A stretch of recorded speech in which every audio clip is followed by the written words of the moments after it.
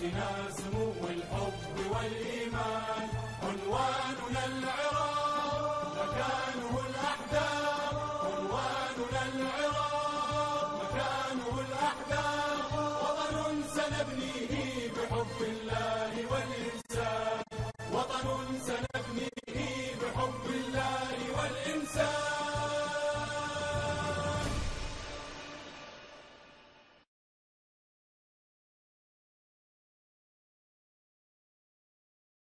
هلا للزهرة الزكية اي من قلبه ولساني ابعثها، هلا من قلبه ولساني يا حسين قلبي هايم لا تلوم لي يا لايم، بحسين قلبي هايم لا تلوم لي، بحسين قلبي هايم لو يقبلني خادم، لو يقبلني خادم اتشرف تراني، اتشرف تراني للزهرة الزكية والحامل احكي.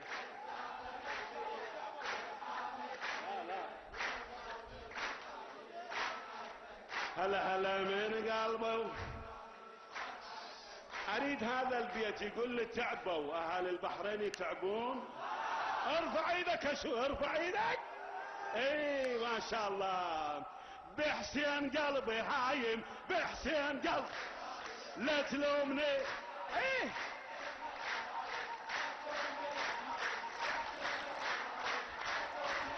اي بحسين قلبي هلا لو يقبلني خادم، لو يقبلني خادم، لو يقبلني خادم اتشرف تراني، اتشرف تراني، اتشرف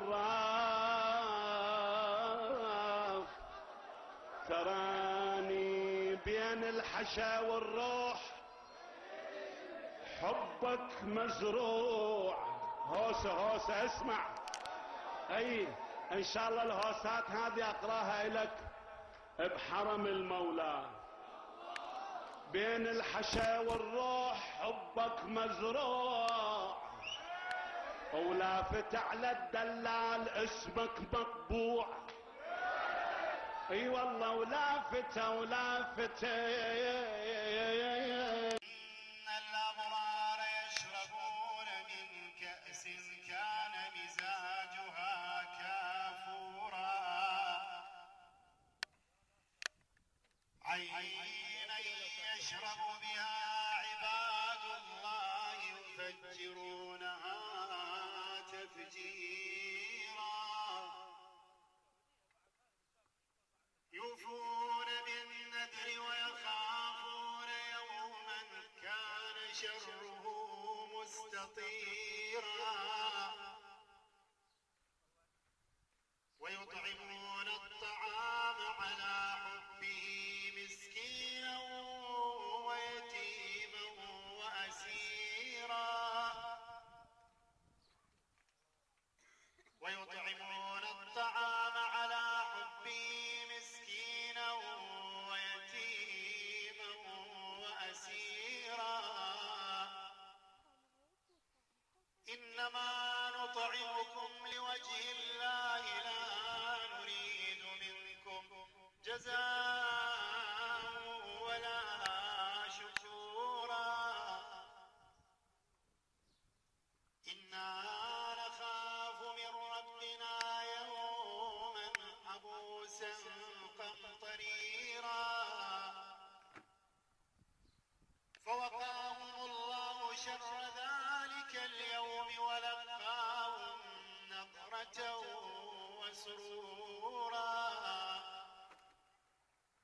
وجزاهم بما صبروا جنة وحريرا. بسم الله الرحمن الرحيم. إنا أعطيناك الكوثر فصل لربك وانحر، إن شانئك هو الأبتر. صدق الله العلي العظيم.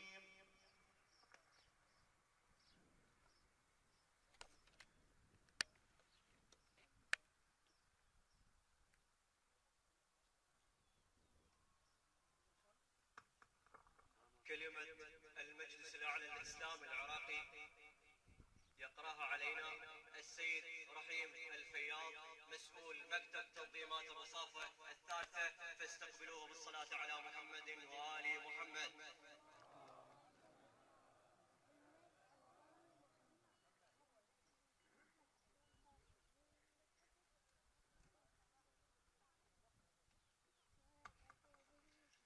الأخوة الحضور، السلام عليكم ورحمة الله وبركاته. عليها وعلى أبيها وبعلها وبنيها السلام. وأسأل الله عز وجل أن يوفق الجميع لما فيه الخير والصلاح. أخوتي الأعزاء، علينا أن نعلم ماذا تعني لنا فاطمة الزهراء عليها السلام.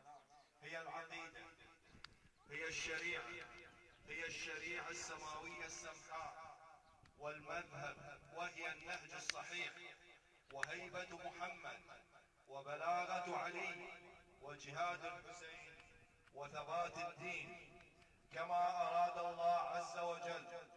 هي البذرة الأولى لهذه الشجرة المباركة التي بذرها خاتم الأنبياء والمرسلين صلوات الله تعالى عليه وآله، وكان هو جذرها وعلي جذعها، وأولاد علي أغصانها، وشيعة علي أثمارها، وكان أصلها ثابت وفرعها في السماء حتى انبعثت وترعرعت في بيت النبوة، وملأت الأرض نورا وعطاء وكرما وسخاء وثباتا وولاء وحكمة وزهاء وعلوا وارتقاء، ومن الشفعاء ودواء لكل داء، وخامسة أهل الكساء أم أبيها فاطمة الزهراء.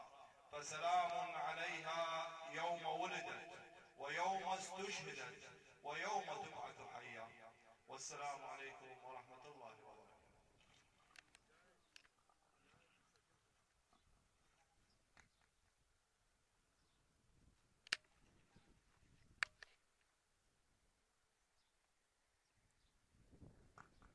يتفضل الشيخ حسين العضواني في لمحة وجيزة عن حياة الصديقة الطاهرة فاطمة الزهراء عليها أفضل الصلاة والسلام، فاستقبلوه بالصلاة على محمد وآل محمد.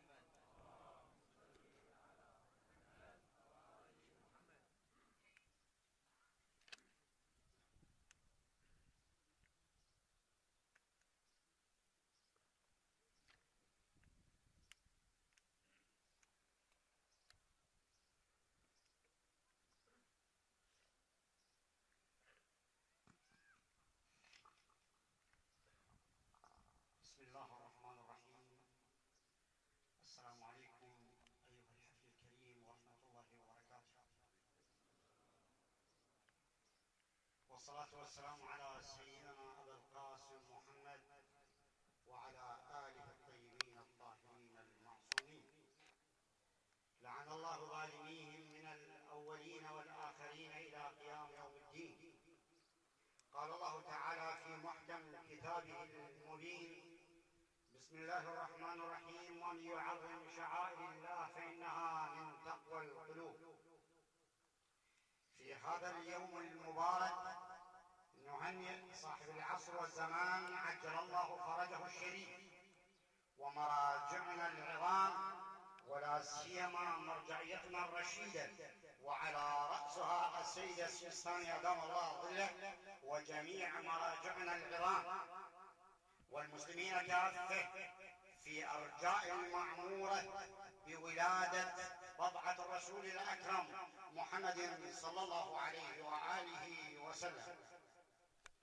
ولادة الزهراء الحوراء الأنسية أم أبيها، تلك الحوراء العظيمة التي أشار إلى عظمتها القرآن الكريم، حيث كانوا أهل البيت مشاهدهم في القرآن مذكورة، وفي التاريخ مسطورة، وفي السنن مشهورة. خلال تأكيد الرسول الأكرم بأبي وأمي صلوات الله وسلامه عليه على بضعته الشريفة من خلال الأفعال التي كان يقوم بها الرسول بعد ولادتها ووقوفه على بيتها لمدة 6 أشهر وهو يقرأ آية التطهير. وهذا دليل وتذكير للأمة الإسلامية لما بعده على عظمة ودور الزهراء بأبي وأمي، لأن الزهراء لها دور كبير في حفظ الإسلام. هؤلاء حفظة القرآن أيضا لهم معاد، وهم أهل البيت أهل العصمة والطهارة، فكان الفضل كل الفضل لفاطمة لأنها كانت الوعاء التي حملت الحسن والحسين صلوات الله وسلامه عليهم أجمعين. ومما ذكر عن أئمتنا المعصومين صلوات الله عليهم أجمعين حيث قال أن فضل فاطمة علينا كفضل القمر على سائر الكواكب، وذكرها القرآن في سورة إنا أعطيناك الكوثر. وكما وردت عن الأئمة المعصومين كما تعلمون إن ما من آية تنزل في القرآن الكريم إلا ولها سبب نزول ولها مكان نزول. وكان عندما لا يبقى ولد للرسول الأكرم بأبي وأمي صلوات الله وسلامه عليه وعلى آله الأطهار اتهموه الأبتر عن عاصم بن وائل، فنزلت هذه السورة إنا أعطيناك الكوثر فصل لربك وانحر إن شانك هو الأبتر، أي الذي شانك يا رسول الله هو الأبتر هو المقطوع، ولكن ذكر محمد وآل محمد يبقى خالدا الزهراء صلوات الله وسلامه عليه. نعم، لأنها وعاء إمامة، لأنها امتداد العصمة، لأنها حفظ قيم السماء وتوحيد الأمة. وهذا يوجد له دليل في خطبتها عندما قالت إن طاعتنا نظاما للملة وحفظا من الفرقة. فهذا يزيدنا دليل على أن فاطمة الزهراء هي الوحدة بعينها، إن الأئمة المعصومين صلوات الله وسلامه عليهم أجمعين هم الوحدة، كما توحدنا سورة الفاتحة في الصلاة، يوحدنا القرآن، كذلك يوحدون أهل البيت صلوات الله وسلامه عليهم لكي نكون شوكة في عيون الأعداء، بغض النظر عن الانتماءات جميعا مع كل الاحترام لها. نعم، إن جميع الانتماءات الدينية هي أبواب لولاية أمير المؤمنين صلوات الله وسلامه عليهم أجمعين. إن جميع المراجع العظام الماضين قدس الله أسرارهم والباقين حفظهم الله هم أبواب لولاية أمير المؤمنين. فالمؤمن الحصيف، المؤمن الذكي، المؤمن الذي يريد أن ترضى عنه فاطمة الزهراء، كما يقول إن الله يرضى لرضا فاطمة ويغضب لغضب فاطمة، عليه أن يكون مثال للمذهب الشيعي بغض النظر عن كل انتماء وتقليد وما سوى ذلك. ولكن هناك احترام للرأي، احترام للفكر، هذا ما علمونا عليه أهل البيت صلوات الله وسلامه عليهم. والنور ثالث طلع يضوب وجه فاطمة والشجرة قص وزحفة ولا تحامل الحمى. القصيدة الآن للشاعر الحسيني وسام الأسدي.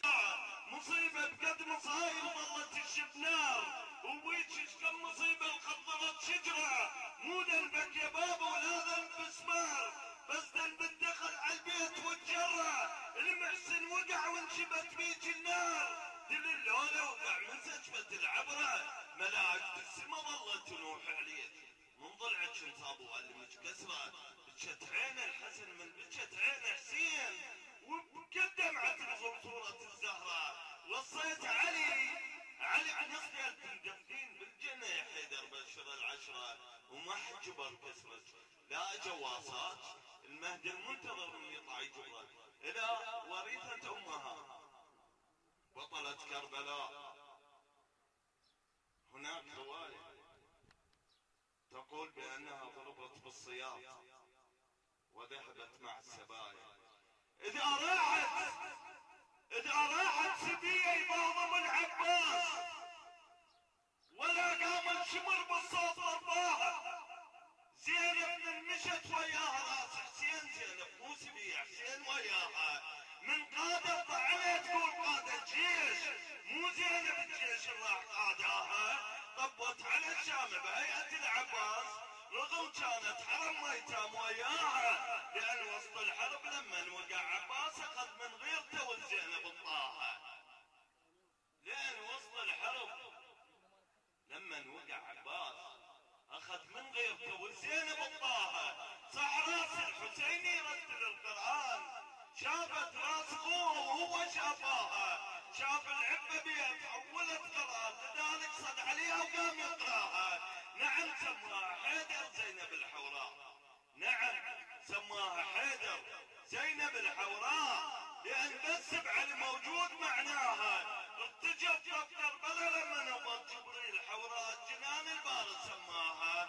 وطبعا نختلف في مجلس ابن زياد، خلت روسهم للقاع محنية. خطبتي نعم خطبتها عزرائيل، يقبض روح كل من قال مسمية. على معاشور والله زينب الحوراء شلون يطيع والعباس سارية. صلوا على محمد وآل محمد. مو كل شاعر يحجون له مقدمة قبل لا يقوم. مرات الألسن تخرس أمام شعراء كبار مثل الشاعر أبو شيماء المياحي، فاستقبلوه بالصلاة على محمد وآل محمد.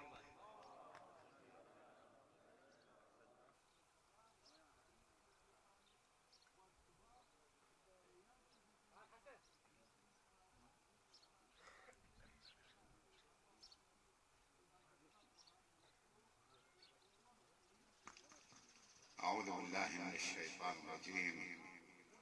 أفضل الذكر بسم الله الرحمن الرحيم، والصلاة والسلام على محمد وعلى آل بيته الطيبين الطاهرين. السلام عليكم سادة الأجلاء، أخوة الحضور ورحمة الله وبركاته. دعوني أكون متجرئا بوجود أستاذي الكبير الأخ قاسم الغزي الشاعر الكبير لأشارككم في هذه المناسبة. أسأل الله عز وجل أن يوفق الجميع. يا بضعة محمد، يا بضعة محمد فاطمة الزهراء، يا بضعة محمد فاطمة الزهراء، الكوثر بالكتاب الباري سماها. البتول الخلق هذا الكون يغضب من غضبها ويرضى لرضاها. ذهب عنها الرجس وبآية التطهير، الرجس لا مر عليها ولا تدناها. حشاها من الرجس بنت النبي المختار ويطهر القعد وسجداء ممشاها. حشاها من الرجس بنت النبي المختار ويطهر القاعد وسجداء ممشاها. خامس الخمسة بالكسا مذكور، ومحمد قام هو وبيده غطاها. ولا شمس تضوى ولا قمر ينشاف، وفلا أرض اندحت بالكون لولاها حيا سنة نبوة وحفظة القرآن. وطاها من الطفولة بعلم غذاها، علمها الصبر والحكمة والتأويل، وعلمها العقيدة وشنه معناها، وعفة ومعرفة وجود وكرم واخلاق. وش سوالف على محمد بيد رباها، النبي الام الامين الصادق المختار. التاهت امته وعلى الخير دلاها، هذبها الرسول وضمها للكرار، وتمنونا حيدر من تمناها.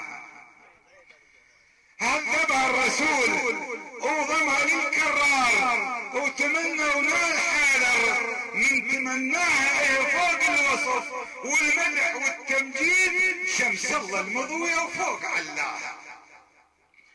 ايه فوق الوصف والمدح والتمجيد، شمس الله المضوية وفوق علاها علي مرت مصايب قالت الزهراء ما تنعد ولا وحدة مثل بلواها ولو مرت على الايام شا صارت ليالي وفقدت ضواها. انا الكسرة وضلعها بدفعته على الباب وانا اللي فقدت عمرها بعزة صباها وانا المغصوب برثها وفدك بيها شهود بوصية من الرسول البنت خلاها وانا الذبحة وابنها حسين والمذبوح ابنها يقطع بجاها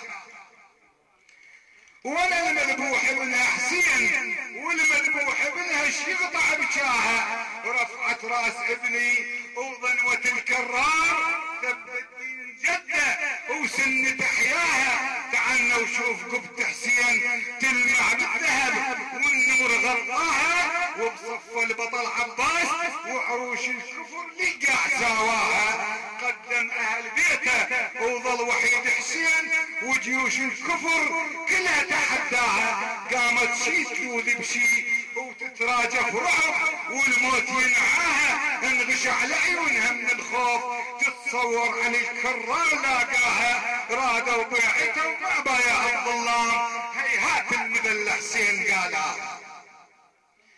رادوا بيعته وما بايع الظلام هيهات المذل حسين قالها. رفض عاش المذله ويسكت على الجور الكرامه على الحياه حسين بداها. رفض عاش المذله ويسكت على الجور الكرامه على الحياه حسين بداها. حزوا رقبته وطفل الذبح عطشان وفلع كف اليمين البيعه مداها.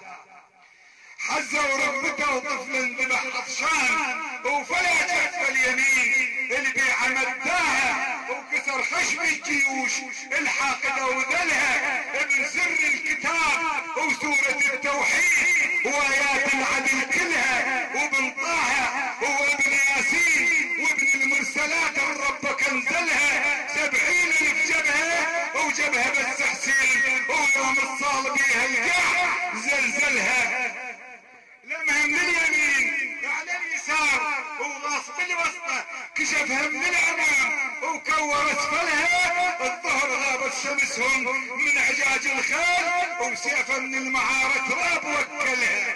الوقفه وعلى الفرات وحرموا مايه على طفل حسين ورفعت روسهم للقاع نزلها. موتهم عطش بصال بالحومه والحسابات بالمغلوب بدلها.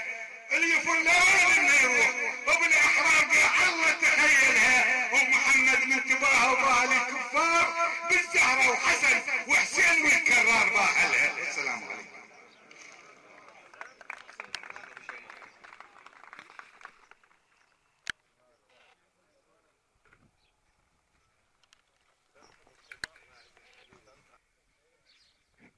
يا آل بيت رسول الله حبكم فرض من الله في القرآن أنزله. كفاكم من عظيم الشأن إنكم من لم يصلي عليكم لا صلاة له.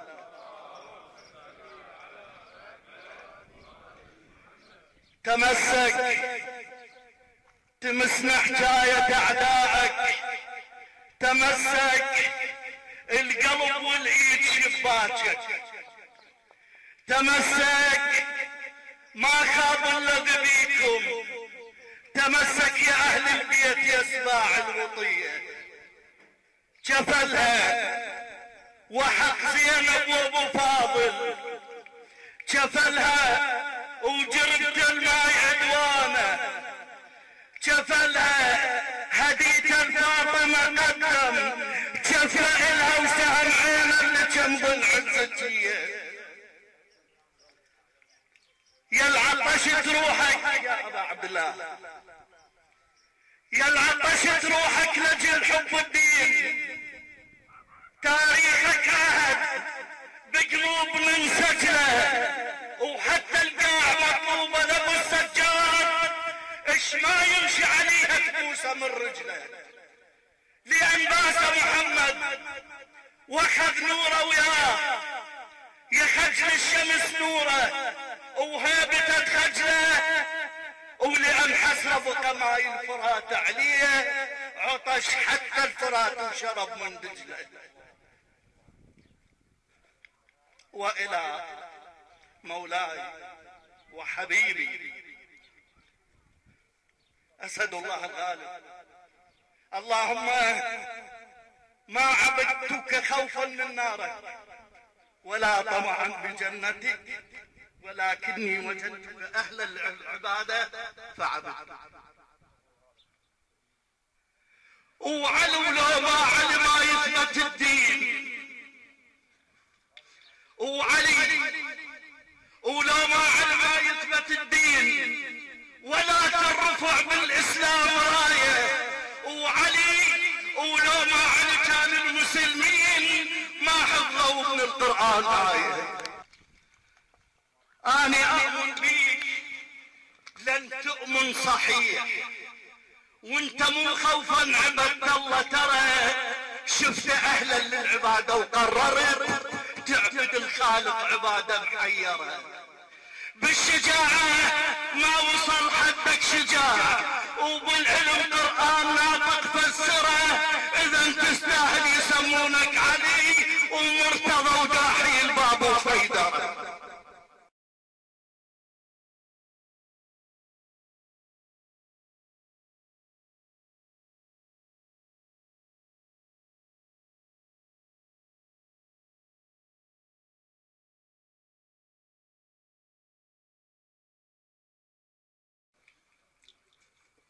بالشجاعة ما وصل حدك شجاع، وبالعلم قرآن ناطق فسره، إذا تستاهل يسمونك علي ومرتضى وداحي الباب وحيدر وحاضر الشدات عند الموزمات، يا المربي دامها وبحرك جره، ومع مشهود العلم يوم القتال الميمنة لو صار تصبح ميسره.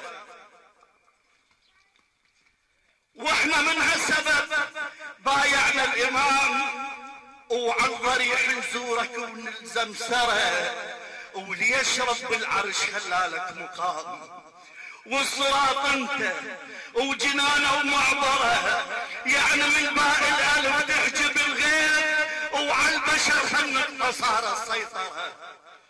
انا النقطه تحت الباب، باب الحجوبيه، المسألة بين مثل نور الشمس، انت بامر الله دخلت الآخرة وينسألك البشر بولاية علي، ومسكن النار ما يختم دفتره.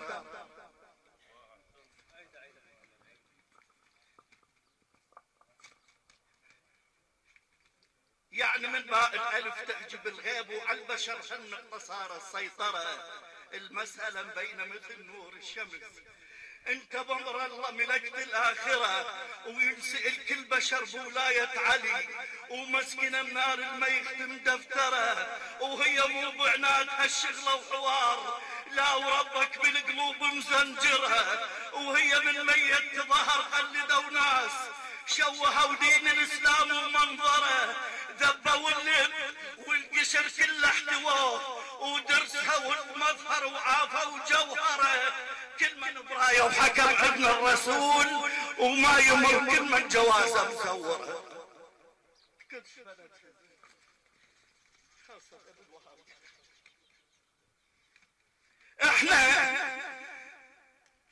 احنا من شفنا على نفس الرسول بروحه وبعلمه وحديثه ومظهره، تسمع باسم النوايب تستغيث وتسهل العدو والادم حسره. الشمس ردت من تاخر الصلاه، ومن ابو الحصين تطلب معذره.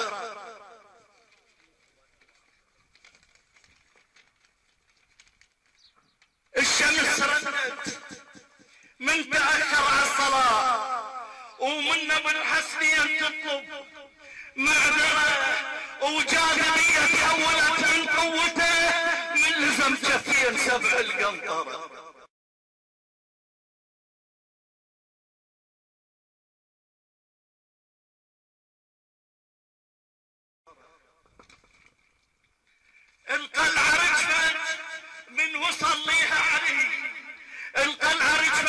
ويصليها علي وانحنى باب اليهود بخيبره ويعطل الحاسوب من المعجزات وبس ولادة حيدرة يا هالترى انت من نفس النبي وروحه وهواه وانت دمه ونفس نوره صوره يا نفس هارون من موسى الكليم يا ولي الله والحق تظهره شلون من حبك اذا حبك جواز نصعد سابع سما وما يأخره يعني حب الورد ويحب الجمال واجمع الدنيا ويحبها وفسره ما تجي غره مثل حبك علي وما تجي المهرج تراب بحافره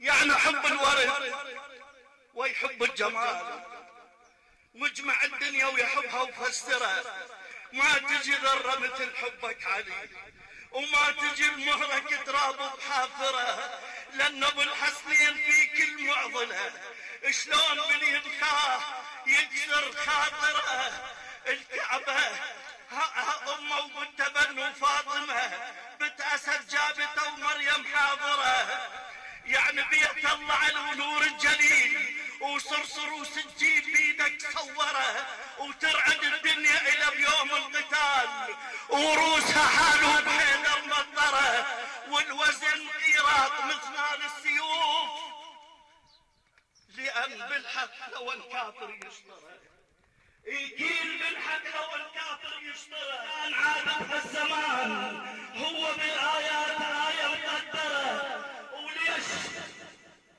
وليش ما ولدته امه باي مكان وليش ما ولدته امه باي مكان كان بطن امه الولاده يفجره لم علينا ايه النبأ العظيم الكعبه طلقت فيه وجابت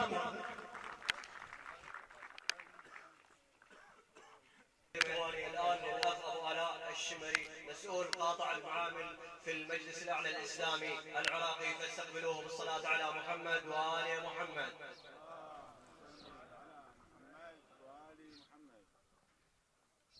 إخوان الحضور السلام عليكم ورحمة الله وبركاته.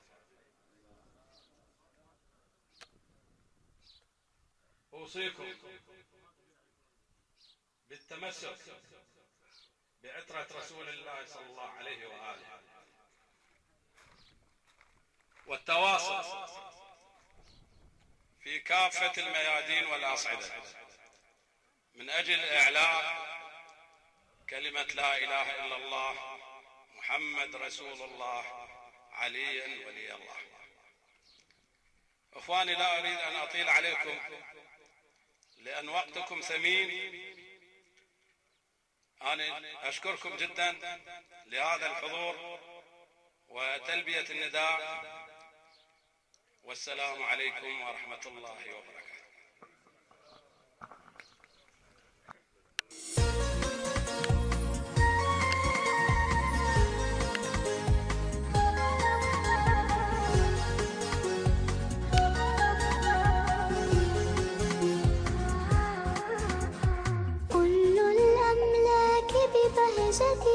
في الكون تطوف بفرحتها وتهلل شكرا للباري بولادة أم الأطهار.